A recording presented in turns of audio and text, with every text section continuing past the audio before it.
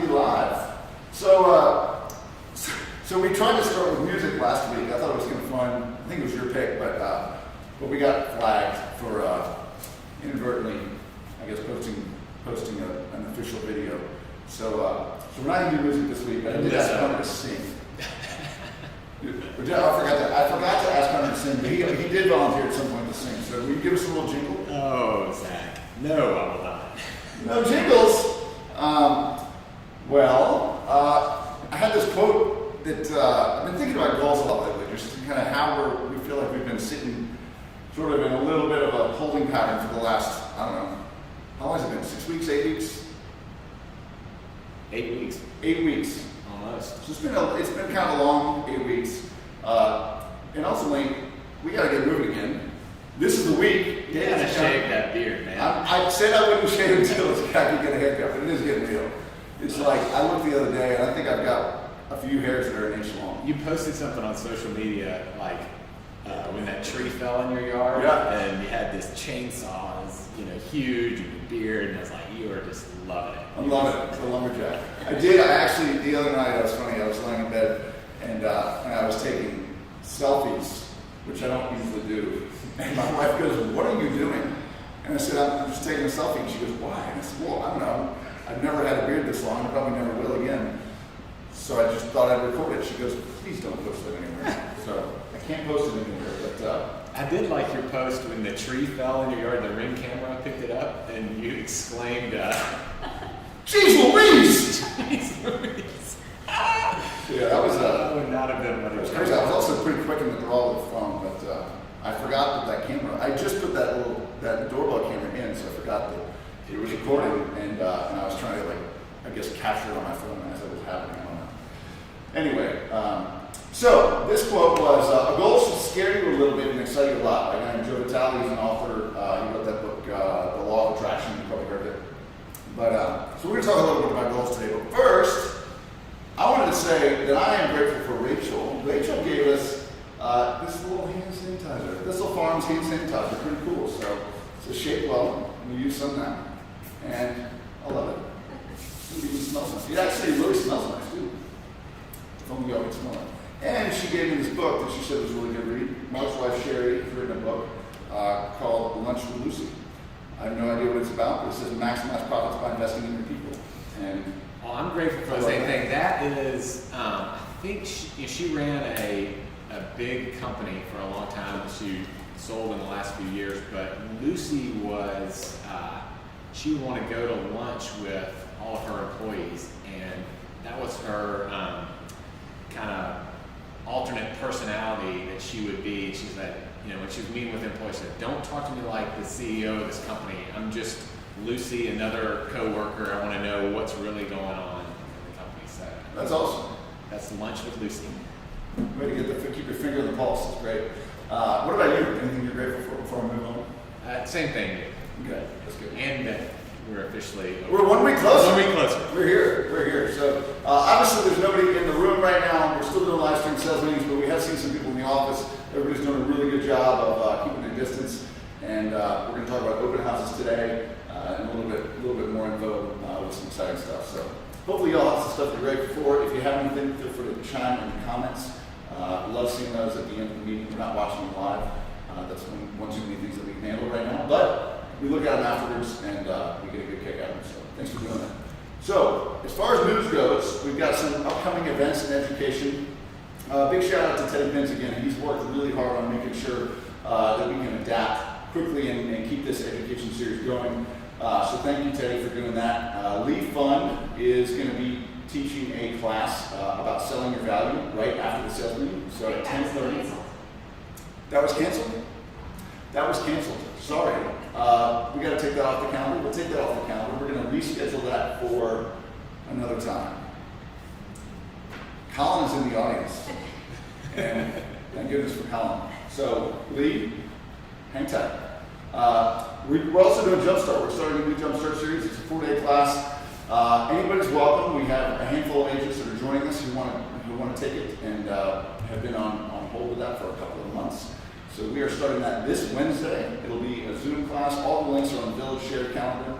So Wednesday from about 9 to 4, Thursday and Friday, and then again on Monday. Brent Cooper's doing a Mentee Monday as well on, well, Monday, hence the name. And then next week, we are still doing a panel. I think we're still doing a five-star service panel. So we'll double check the education calendar, but it is looking good. And again, thanks to Ted for getting that up and running. Open houses. So Greater Nashville, you may have received an email if you're a member of Greater Nashville Realtors. So on the Davidson County side of things, or the Greater Nashville side of things, they have issued some open house guidelines for which we're going to follow. As Hunter said in the past, the best thing to do, I think that we can do, is to ultimately just follow whatever the guidelines that our organizations and associations put out. So they said open houses are okay as of now, but still do them a little bit differently. So keep only one unit of people are allowed in the home. So in other words, if a family of 3 comes in, they can walk in the home, but don't have 3 families of 3 in the home at the same time. So let them walk in, have everybody else wait outside. Ideally, you can have some sanitizer, some wipes, maybe some gloves, something like that, if you've got access to that. We do have, I saw a bunch of masks downstairs. So a lot of agents have ordered masks. If you saw the email about that, similar to the toilet paper, we've got access to a mask supplier. So there's thousands of masks downstairs that have been ordered. So if you ordered some of those, your name's on them, come by and pick them up. And if you missed that opportunity, check with Rachel and we'll see if we can do another order here soon. I think she's got a way that you can order them individually yourself. Okay. Perfect. It'd be good to have a box in your car for showings and get out and hand them out to your clients. That's great. So, other rules for the open houses. No individuals or groups should be in the home at the same time unless they arrive together. I guess that's kind of the same thing as the first one. The exception is that the realtor holding the open house can also be in the home. And then groups should wait outside and follow social distancing guidelines until their turn to see the home. So kind of those 4 bullet points, I guess I'll say basically the same thing, which is keep distance. What we don't want to do is have realtors, have a bunch of people get sick or somebody say that realtors are being reckless and then get a bunch of bad press. So let's be responsible, be helpful, and be part of the solution. Hunter, what do you got? All right, so we've been talking about trends during the quarantine, and mostly related to businesses like the oil industry, airlines, how we're going to emerge, Disney World, what's that going to look like coming out. One trend I've noticed, I don't know if y'all seen, email traffic with your parents spike during the pandemic, but mine has for sure. I think they're stuck at home, not enough to do, so I'm getting a lot of emails from, in particular, my dad. And kind of as an aside, my brother will call occasionally and go, have you gotten this link from Dad? Is it safe to click on?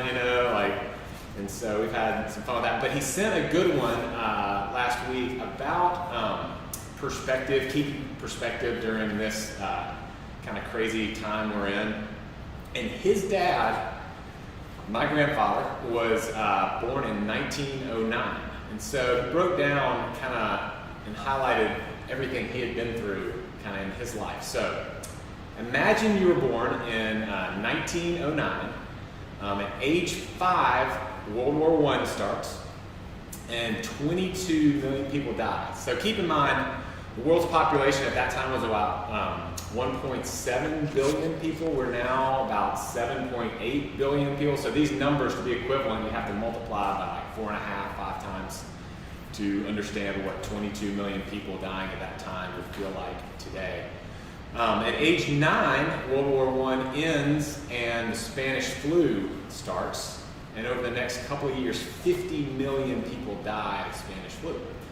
At age 20, the Great Depression begins. So, as y'all remember, unemployment hit 25%. The GDP went down 27%. Just the world totally crumbled from an economic perspective. And that was when my grandfather was 20 years old. At age 30, coming out of the Great Depression, World War II starts. And from the time he was 30 to 36, 75 million people died in World War II. Another couple of wars. At age 41, the Korean War started. 5 million people died. And then at age 46, the Vietnam War started. It doesn't end for 20 years. 4 million people died there. And then at age 53, I don't know if you know much about the Cuban Missile Crisis, but it's a really fascinating time. The U.S. and Soviet Union were at the height of kind of their nuclear buildup.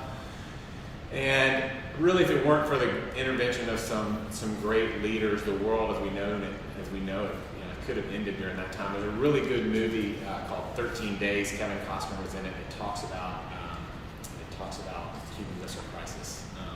But anyway, just some perspective, from the time my grandfather was born until he was 53, just the that's crazy enormity of the things that he endured. It looks like he might have had some good teenage years. Yeah, he did have some good teenage years. Roaring 20s. He grew up in Columbia, Tennessee, or outside Columbia, Tennessee, a little town called, they pronounce it Santa Fe, but it's spelled like Santa Fe, New Mexico. But Santa Fe is a kind of a suburb of Columbia, Tennessee, and he grew up there, moved to Nashville in his 20s, and another stressor for him, interestingly, he got his girlfriend pregnant at age 25, and fortunately his girlfriend ended up being my grandmother. So there's a little Conley family history for you. That's not such a big deal these days, but back then that was probably a bigger deal. Big deal in the 20s. In the 20s. Moving on, okay. That's fascinating. So, side note, I got my mother's husband still sends those routinely. He pays for a subscription for one of those e-card, like where you click the link and then like the little, send one for Thanksgiving and Thanksgiving turkeys will dance. Right. He pays like a monthly subscription for those things. You're always like clicking on it and you're like, not sure if I'm gonna get hacked. But, all right, so perspective. So it may feel like there's a lot going on in the world and there's a lot happening relative to. We've been through worse. We've been through significant things in our country's history, and I think there is a spirit here that we're going to emerge from this. And so it was an email that I enjoyed getting from my dad. So that's great. Yeah. So some local news to be aware of. Our mayor, John Cooper, submitted a $2.4 billion budget proposal that includes both some deep cuts to spending, but also a 32% sales tax increase to help property tax, right? Property tax, not sales tax. Property tax increase to help offset kind of a propitious drop in revenue from the pandemic. It's called it a crisis budget. So the city is expected to lose about $470 million in revenue over the next 16 months or so as we come out of this. Tourism remains depressed. That's a lot of money. It's a lot of money. And so Metro Council members are currently, so he submitted the budget last week. Metro Council started some hearings yesterday to discuss the budget, and then they have a deadline to file challenges to the budgets tomorrow, this Wednesday. And so there are some, Bob Mendez is a council person who is a real leader on the council, financially minded. He has, we'll send out a link to some alternatives to such a drastic property tax increase. Some ways that we can kind of bridge the gap as a city. I was, Wendy Monday sent it to me this morning. I just kind of browsed through it a few minutes ago, but we'll send that out because it's interesting perspective on things. One interesting thing too about the property tax is Nashville, and this doesn't make it better, but Nashville does have a much lower baseline property tax than a lot of its peer cities. So I was doing some research and we are below the par in terms of what kind of, Charlotte, Indianapolis, all those other kind of peer cities look like. Not if we push through a 32%. Maybe not then, but So let's touch on some kind of national economic data from the past week. Hopefully this will help answer some questions as clients and prospects kind of reach out to you. Remember, just from last week, we touched on that the economic data is going to be dismal, terrible for a long time. A lot of those numbers will be looking back, and so just keep in mind that the Nashville economy is positioned to recover much better. And just because the economy's bad doesn't mean that your business can't thrive. So, for example, you can see that this is Village's number of transactions during April. Well, it's actually January, February, March, and April. And so even though nationally the news, you'll see that in a minute, is really bad, you guys are crushing it. It's really cool to see. Normally, April would be higher than March, but just to be kind of in the same ballpark is really awesome. So, way to go. There we go. Nationally, the story isn't as rosy. The number of new real estate listings in April year over year declined 44%. So despite April being one of the busiest months of the year, the Northeast saw the biggest drop, about almost 60% reduction in listing volume. The Midwest also about 50% reduction, so they were higher. It's the first full month of data that we've had since the quarantine, stay-at-home orders were issued towards the end of March. So we're starting to see the impact of COVID-19 is having on the residential real estate market. Interestingly, there's some good news in that article that was kind of buried. Later in the article, it says the median listing price year over year flattened, rising just 0.6% year over year. And so I thought that was kind of crazy, how they buried that, but that prices actually rose during this time, for closings. So, Well, the number of new listings plummet, right? And that means less supply. yeah. Supply demand. So inventory's down. It's not a bad time. You've got clients thinking about holding off listing their house. It's actually a pretty good time. It's a really good time. Showings are up. You're going to see some showing data here in a minute. Oh, good. So again, back to our transaction volume. Just to highlight again, you guys are really rocking it. And just kind of wanted to add in, how can you help us and help yourself too? We'd love Village to emerge on the other side of this, just a stronger and healthier company. And so as a reminder, if you know worked with another agent and you really respect, you think they would benefit from being here, please let us know, or talk to them yourself. Tell them why you enjoy being at Village, the culture, the camaraderie, the people that you get to interact with. Our office managers, Rachel, Bell, Kendra, I think are just doing an amazing job through this. And depending on their experience level, it could be a great way. We do pay referrals for bringing people over, but we only want it to be organic, authentic. We don't have some growth mandate that we need to hit, but just like people will emerge from this, and good people will emerge stronger, good agents will come out of this stronger. We want to be the type of company that comes out of this really strong and healthy. And so just keep that in mind. And then phase one in Nashville started yesterday. We opened up our office here. It was great to be here. Retail and restaurants have reopened, proper social distancing restrictions.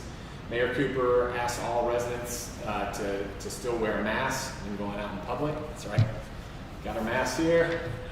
And to make sure gatherings of no more than 10 people, we don't want any of those. So we'll keep doing these type of meetings for now.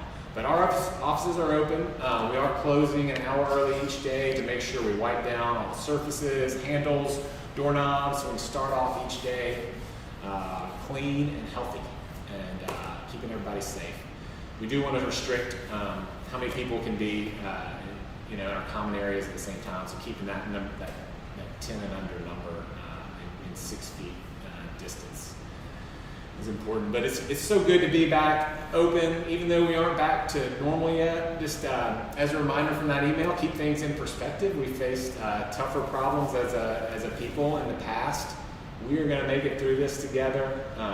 Stay in touch with your people. Stay in touch with each other. Stay in touch with us.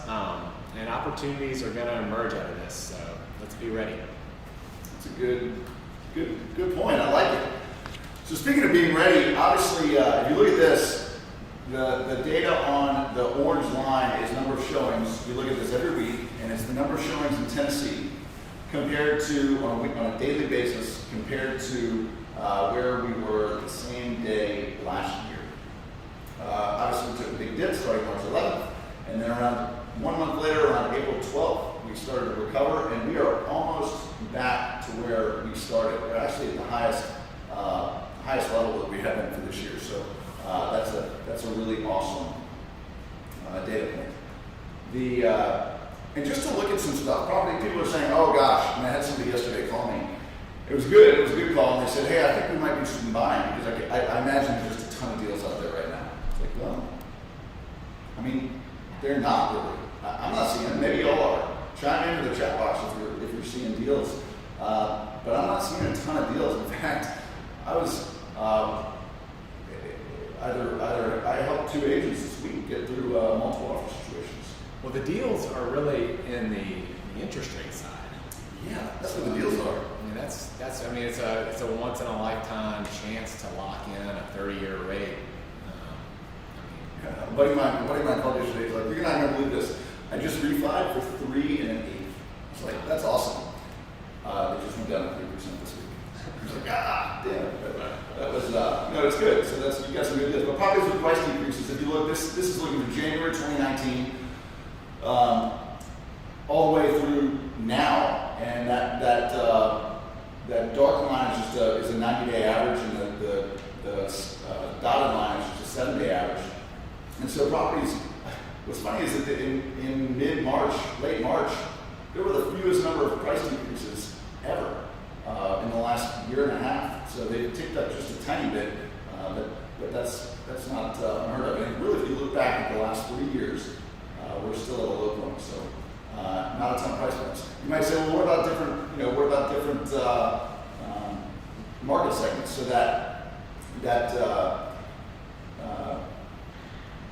the red line on top is ultimately the least expensive segment, right? And the blue line at the bottom is actually the most expensive segments. The most expensive homes, we're seeing the fewest number of price increases. The least expensive homes, we're seeing a little bit more. But again, that's kind of contrary to what a lot of people think. Sometimes people think that the most expensive homes are seeing the most. But inventory is low right now, so it's ticking up just a little bit. So there are a few more houses in the market now than there were a few weeks ago. Average days in the market is pretty steady. No, that's not. That's going to be a pretty cyclical pattern every winter, spring, summer, going up into the fall, right? As more stuff comes in the market and more inventory is out there, but it's actually going down a little bit right now just because there's not a ton of stuff on the market. Mortgage rates, 30-year fixed rate mortgage, 3%, which is the same as last week. 15-year increased a tiny bit to 2.75, which is up from 2.65 last week. But the ARM actually went down, so the ARM is getting back to normal. For a while, the ARM, the short-term investor short-term outlook was getting really high. They weren't sure if the short-term outlook was going to be better, next year than it is this year. I think you know more about this stuff than I do, but I think that's probably a good sign. If the ARM rates are lower, that's a better. It still doesn't make sense that why anyone would do an ARM versus locking in. You wouldn't do an ARM right now. Yeah, I don't know any reason why you do an ARM. So do a 30-year fixed. All right, some tools. Not sure why my tool slide went. Oh, you know what I did? I moved it over to the tips. There it is. So, tips. Let's talk about goals. All right, so this is, I'm going to get on the soapbox for a minute. But things are picking back up, right? The economy's beginning to do its phased opening. Think about what your plan is to get back on track, right? To get back to work. We spent the last 8 weeks kind of wondering if Armageddon's happening, trying to figure out how to work through this, and it's stressful, and it's exciting, and there's unknowns. But at some point, things will get back to normal, and we're starting that process now. So it's time to get that mindset in your head. And one of the things to remember, somebody told me this once, is that you're either moving forward or you're moving backwards, right? So there really is no standing still. Standing still just means you're moving backwards. So if you're looking at 3 months from now, 2 months from now, and you're just standing still, I guarantee you there are a bunch of other agents that are moving forward, that are building that pipeline. And it may not feel like you're left behind now, but if you look at 2 months ahead from now or 3 months ahead from now, you will feel left behind. So don't wait until then. Start now, and don't let everybody else leave you in the dust. You can leave them in the dust. Key points that everybody knows, but it's worth mentioning. A goal without a plan is just a wish. You mentioned Disney World. I think wishes only come true there, right? But Disney World is still closed. But even Disney World has a goal of reopening on May 20th. They don't even rely on wishes alone. There's just a link to their website. They're doing a phased reopening starting on May 20th. So I would ask all of you to challenge yourself and try to figure out what is your goal right now, and then what is your plan to work toward it on a daily and weekly basis in a consistent manner. Don't forget, I'm going to send this out again. We have this scorecard. It's a really good tool to remind you to do all the things, or at least some of the things, that you can do to be consistent. We all think that we do a lot of these things on a daily and weekly basis, but I guarantee if you challenge yourself, you'll probably surprise yourself at how few of them you actually get done, right? You can only know if you're on track to hit a goal by actually tracking your progress toward that goal. So use the weekly scorecard and find an accountability partner to work with so that you're not just relying on your own honesty, right? Willpower. Yeah. Willpower, right? So 3 routines that can keep you moving forward right now. These are all actionable items. Find something to work toward, anything. We all work better if we're working towards something, right? It doesn't have to be some crazy, big, huge goal. Find something that you want to do. Maybe you want to pick, by the end of the month, you want to have written 50 notes, whatever it is. Maybe you want to have talked to 25 people. Maybe you want to pick up a new listing, right? Or pick up a new buyer. Whatever that goal is, find something and actively work toward it. Look at it daily. Most of us have the bad habit of writing goals at the end of the year, at the beginning of the year, and then it feels really good to write them, and then we put them in a drawer or save them on our computer. We never look at them unless somebody asks us to pull it out, and then we don't even remember what we wrote, right? So look at it daily.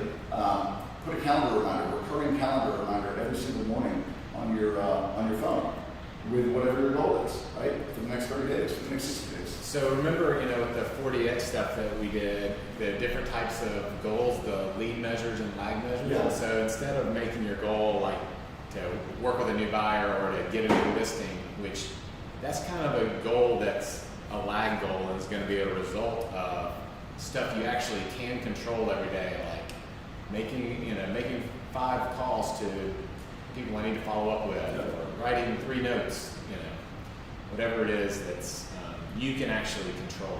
Absolutely. So if you do the activities, the results will take care of themselves. But it's hard to do the activities if you don't have somebody keeping you accountable. And nobody likes to be held accountable, right? I think some people do, but most people, it's a little bit scary because it actually means we have to do it.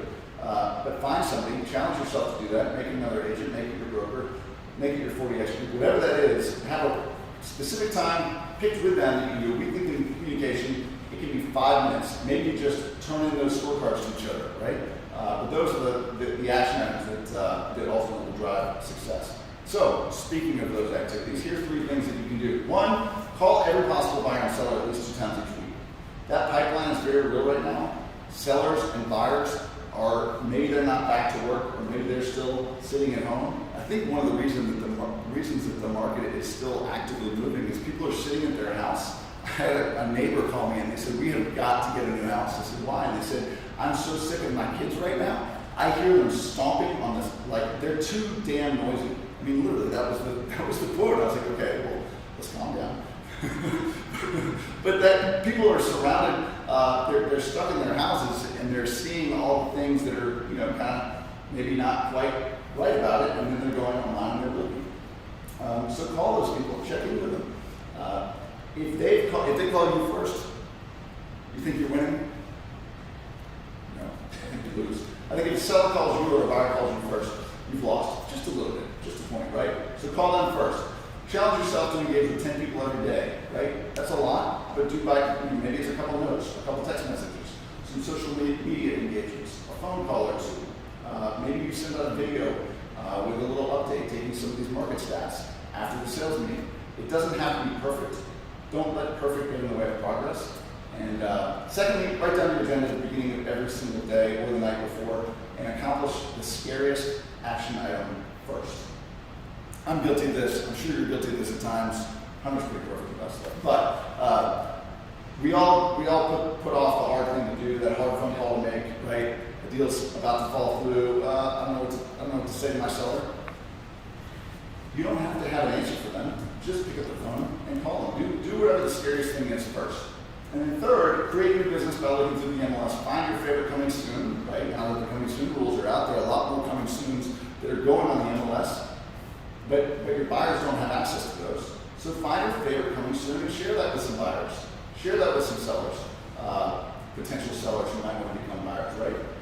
Be contagious. Be excited about it. If you are excited about real estate, again, it will be contagious. I promise you it will be contagious, and other people will get excited right along with you, and they will want to take action right alongside you. So, That's awesome.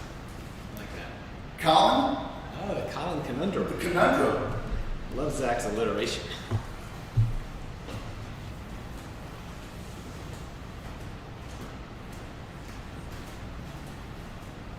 Hello.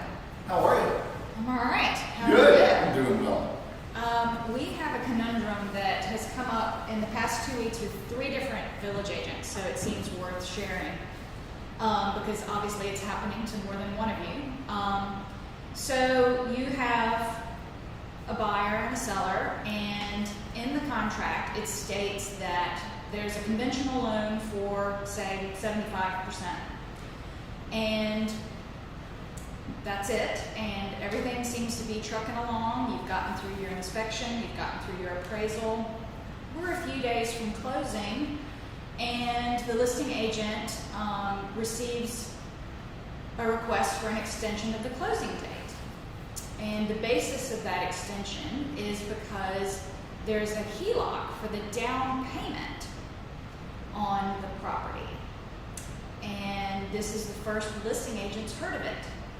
It was not put in the original contract. So what do you think happens if the seller doesn't want to extend? What do you think happens to the earnest money on that property? All right, so behind the scenes, I'm a buyer, or I'm working with a buyer's agent. I say, we got 25% to put down, no problem. You're the listing agent, you say, okay. And you've even had the pre-approval letter, you've had your funding disclosed for that 75% loan. But my plan was to use a HELOC on either my property or another property that I've got as a big chunk of that down payment. And then something happens to that HELOC where I don't have access to it anymore. It gets delayed because of the bank having to process PPP payments, or they're just running behind schedule. Whatever reason, the HELOC isn't ready. Gotcha. So I either need an extension or I need to just put down less on my restructuring my loan and get a 90% loan. All of which would require some sort of documentation or an amendment to the So you mean contract. I don't just have to let you know that that's what I'm doing? Well, But I've got a financing contingency. you have a financing contingency, but you didn't disclose all of the financing contingencies. You only disclosed one of them. Oh, so just check the box. You conventional only loan, disclosed the 75%. conventional loan. The HELOC was never disclosed at all. So there's some language in the contract that says check all boxes that pertain to this contingency. So you don't just have to check one box. So I might, maybe if I was to do it over again, I might check the conventional box and the other box and write HELOC in there. Because without disclosing all of your contingencies, your buyer's in default. Oh. So bye-bye earnest money. Unless all parties can agree to amend and allow the second contingency, because technically there were 2 loans that were financing contingency on this contract, not just the one that was disclosed. Interesting. That's So a good one. this has come up several times, and the buyers all think that they get their earnest money back because they say it's a financing contingency, but you only disclosed one of them. So keep this in mind, keep your buyers protected, and if you're the listing agent, make sure you're staying on those timelines, verifying money, and making sure that you're checking in, because a lot of people are finding surprise HELOC that they didn't know about. So I was trying to pull up a copy of the contract, but I don't have it on my phone right now. But there's some language, the loan contingency guidelines that are laid out of things that a buyer has to do. The challenge with the contract is it doesn't really give a penalty if the buyer doesn't do those specific things. It then puts the onus on the seller or the listing agent to say, if you don't receive this stuff, it's your job then to ask for it within these certain timelines. Via the notification form. Once you ask for it, so you've got to pay attention to those timelines to make sure that you're asking for it before you have a little Conundrum, exactly. And that has been a defense for the people representing the buyer, saying, well, they never requested more information for us from the notification form, but because the second loan was never disclosed, it didn't really matter because the buyer was in default. So there it is. Tricky. All right. That's good, thanks. I have one more that came up yesterday with one of our agents, and I thought it was interesting. He said, what is the rule of how quickly a listing agent has to present an offer? And I said, well, the Realtor Code of Ethics, it's Article 1, use 1- standard practice 1-6 outlines it as I think the wording is as quickly as possible, basically, right? So he said, well, what about language that you see on listings that said all offers will be presented, on Thursday by 5 p.m. I said, well, that's interesting. I said, as long as the seller, if that's what the seller has requested, but I said, that is some interesting language because the agent is making the statement that they're not even going to present an offer until Thursday at 5 p.m. And it made me think that probably a better way to write that, so long as your seller is in agreement, is to say, seller has agreed to review all offers by 5 p.m. That way you as a listing agent can still present it, right, to your seller, which is ultimately following the guidelines of the Code of Ethics. But if they choose not to review it until that time, then you're acknowledging that to the buying public and to the buying agents to hopefully get them not to put a deadline on their expiration date before that. So just a little word change that I thought was good. So coming soon. I know a lot of you all have been putting these in. Ultimately, we're still able to do this. They just need to be on the MLS within 48 hours as a coming soon. I went ahead and put the list of the ones that I've gotten so far as of about 10 minutes before the meeting. Steve Rice has one coming up on Woodlawn, 2613 Woodlawn. I will send this out. It's a breezily charming storybook cottage with spacious private backyard sanctuary. There you go, Steve. Lush flowering landscaping. Beautifully updated with open living dining kitchen, generous master suite with vaulted ceiling, huge walk-in closet, room second office, 2 covered porches, patio fireplace, double screen doors for the living covered porch. Adorable and delightful home in choice or natural location. Zach, the comments are already saying to hurry up and Get through these. Okay, gotcha. 589.9. May 14th, May 15th. All right, let's see. We've got 5304 Harding Road in Franklin. I'll let you all read them. I'll send them out. 1101B Ackland Avenue for $595. That Harding Road in Franklin is $819. You got one on Belmont Boulevard for $1.5 million. I drove by that coming soon the other night, or yes, maybe this morning. That sign. The 1905 Holly Street in East Nashville for $375. That's a good one. Bradford Hills Drive for $325. It's a nice price point. And then West Linden Avenue, Newell's got one for $639.9. 37212. 4-bed, 2-bath, 2,000 square foot house. Feels like a good value as well. And then 1538 C and D Douglas Avenue, $475 for each side. So there may be more. If you want to input any viewers that you have coming online in the next 2 days, go to comingsoon.villagetn.com, and I will send that out here after the meeting in short order. So that's all I got. What were your takeaways? I learned a few things from you. Yeah, thanks. So excited about the reopening. Yeah, it's exciting. Those conundrums are good too. Those are good conundrums. Thanks, Colin. Yeah. Well, I hope you all have a wonderful day. Enjoy your time getting back into your goal routine, and find an accountability partner and fill out that worksheet that I'm about to send out in 2 minutes. Y'all have a wonderful day. See ya. Thanks, guys.